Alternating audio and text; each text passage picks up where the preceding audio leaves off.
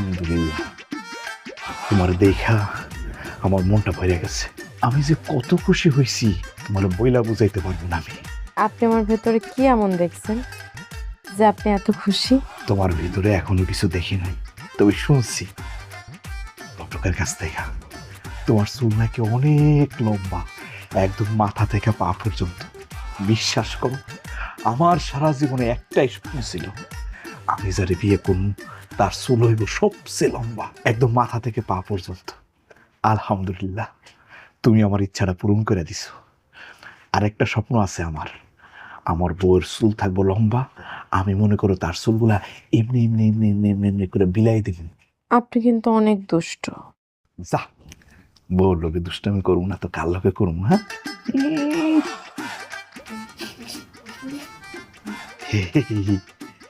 বাসনা বেরোইছে। কি দিছো? শ্যাম্পু দিছো? হ্যাঁ, কি ভালো লাগতেছে তোমার চুলের ঘেরান। দেখাও না, আমি না সহ্য করতে পারতেছি না, একটু দেখাও যে ঘেরান বেরোইতেছে তোমার এই চুলের শ্যাম্পুটা। আমিও দেব। এটা মেয়েদের শ্যাম্পু, আপনি তো ছেলে মানুষ, আপনি কি মেয়েদের শ্যাম্পু দিবেন? আর যাও, রাখো তো তোমার ছেলে মেয়ে। তুমি আমার বউ, আমি তোমার সামাই। তোমার চুল লম্বা, আমার চুল লম্বা। বউ, দেখাও না তোমার চুলগুলা। আমি তো আর ধৈর্য ধরে থাকতে পারতেছি না। লজ্জা পাইতেছে না? আচ্ছা ঠিক আছে, আমি নিজেই তোমার ঘুমটা ফেলে তোমার চুল দেখুন। আমি চোখটা বন্ধ করি, বন্ধ করে তারপর দেখুন।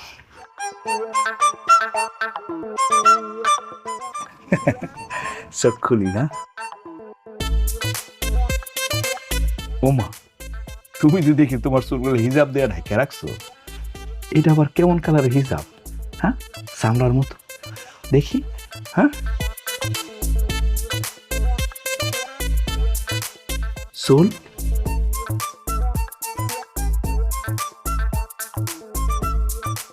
তুমি কি নেরা?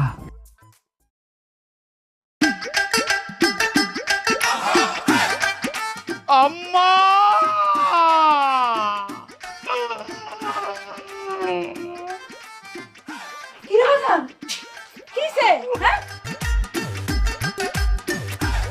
বৌমা তোমার মাথা দেখো মাথা দেখো।